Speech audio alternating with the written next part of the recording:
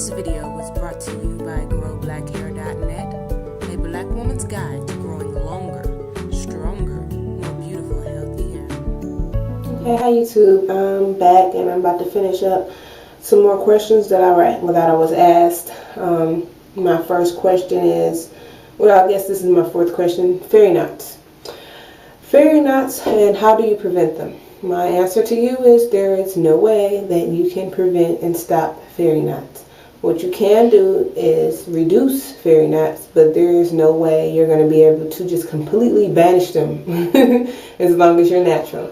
That just comes with the territory. Knots come with the territory of having naturally kinky curly hair. I can give you some tips on reducing fairy knots, but I can't tell you that these tips are going to make them not, because I still get fairy knots, but I just don't get them as much as I used to. Again, like I said in the previous video, Kimmy Tube, her detangling shampooing method really helps with, knotting, because it's like the way you detangle your hair, according to how she does it, your hair is detangled and it will help get rid of just when your hair is tangled up, it's more prone to the knots. So that detangling method helps reduce them. Wear protective styles help reduce the knots as well. Make sure your hair is moisturized, because dry hair can cause it to mat and tangle. So make sure your hair is moisturized and make sure you're wearing your protective styles. Don't go to sleep with your hair out. Even if you're sleeping on a satin pillowcase, I think that would still cause knots, because your hair is out and it's free and it's going to just do whatever it wants to do. That's just the way natural hair is. So what I suggest is wearing a satin bonnet or silk bonnet over your head, or a satin or silk scarf with your hair tied down, and make sure that you have your hair in some type of protective style while you're asleep, because when it's loose and it's out, it's doing this. No matter how you're turning and stuff, it's doing this, and then next thing you're going to have a whole mess of knots and tangles in your hair in the morning.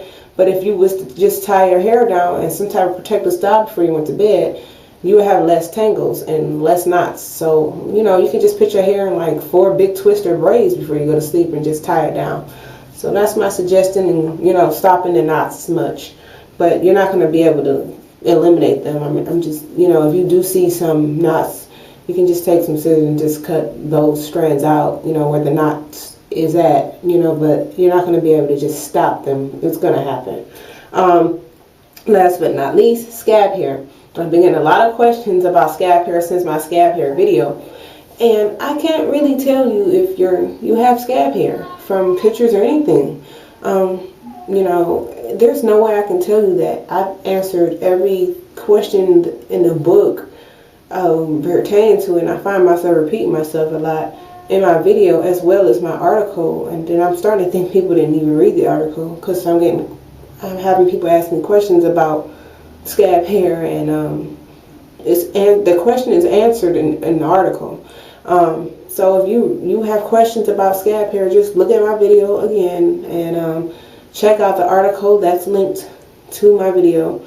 I have pictures of the scab hair in the article and a whole explanation of everything about it. I will answer this question one more time on video, and you can also go and look at my other video and read the article about it and look at the pictures. But the only way you'll know if you have scab hair, it usually takes about 6 months to a year to actually grow your hair out and actually see if you actually have it, because scab hair can be between 1 to 3 inches of hair.